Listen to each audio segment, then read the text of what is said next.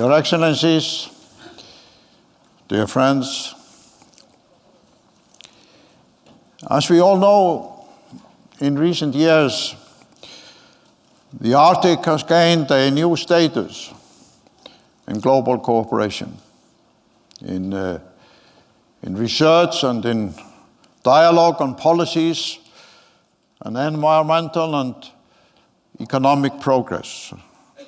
It was, for centuries, distant and largely unknown to most nations.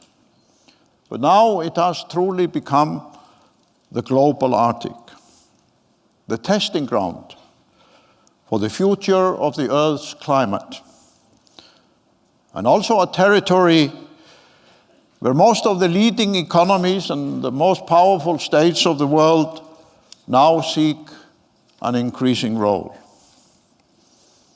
The future of the Arctic has thus become a core challenge for the international community.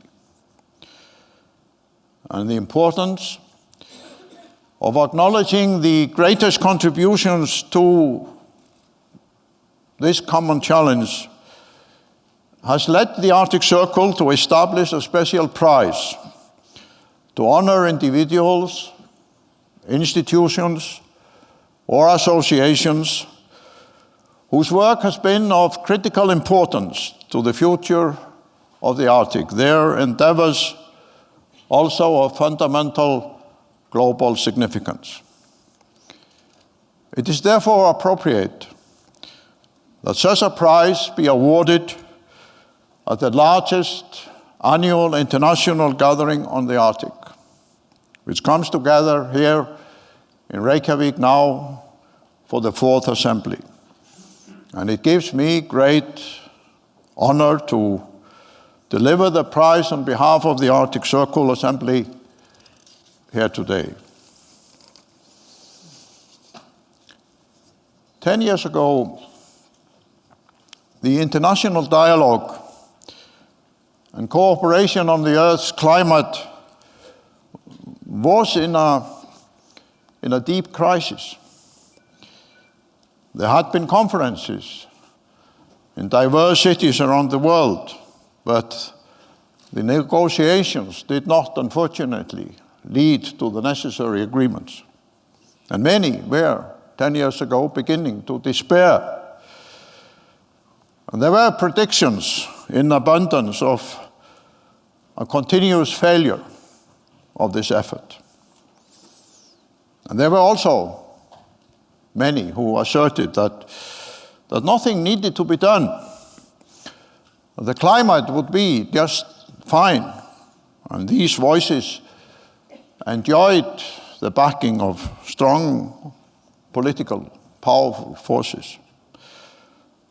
The global science on the climate and the Arctic was far from obtaining, 10 years ago, unanimous political support. And it was therefore at that time, a decade ago, an act of extraordinary statesmanship, courage, and vision to make the success of global climate negotiations the core of the mandate of the new Secretary General of the United Nations. And there were many who discouraged such a commitment, highlighted in private conversations and even publicly the risk to himself and even to the United Nations to enter into that dangerous field of failure in previous years.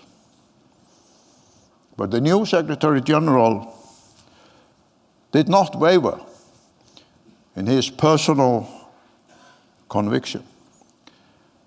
And throughout his tenure, he has continued to provide the needed leadership, but also the determination that was required for the success of the negotiating process. And he was often alone and a unique voice among global leaders in this effort. the success of the COP21 in Paris last year, and now in recent weeks, the movement by states all over the world to ratify the agreement, is therefore a testimony to his unique, historic, personal leadership and commitment, but also a shining example of the best endeavors of the United Nations. The future of the Arctic is the front line of the climate health of our planet. Without the success of a global agreement on the climate, the Arctic would indeed be in great peril. And therefore, the Arctic Circle has decided to award this new prize to His Excellency Ban Ki-moon, Secretary General of the United Nations, for his leadership in bringing the nations of the world together in a comprehensive climate agreement.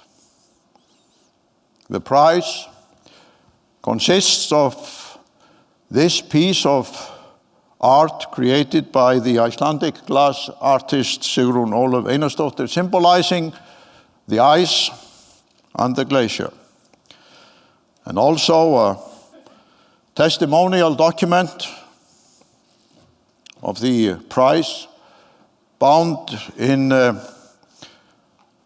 the Icelandic Arctic salmon fiskin,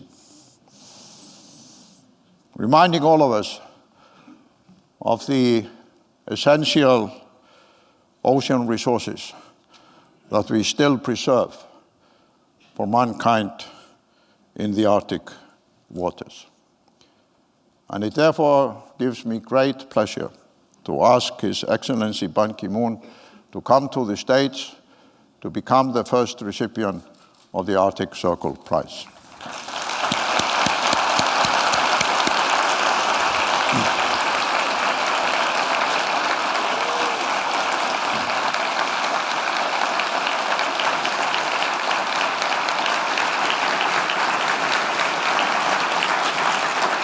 And if I can present you with this documentary evidence which says Ban Ki-moon receives the Arctic Circle Prize for his visionary leadership in creating a historic international agreement on climate cooperation serving the sustainable future of the Arctic and our planet. And with this document, I also present to you this glass symbol of the prize, and thank you for your extraordinary leadership and work, and ask everybody to rise and thank and honor the Secretary General for his extraordinary work. Thank you very much indeed. Congratulations.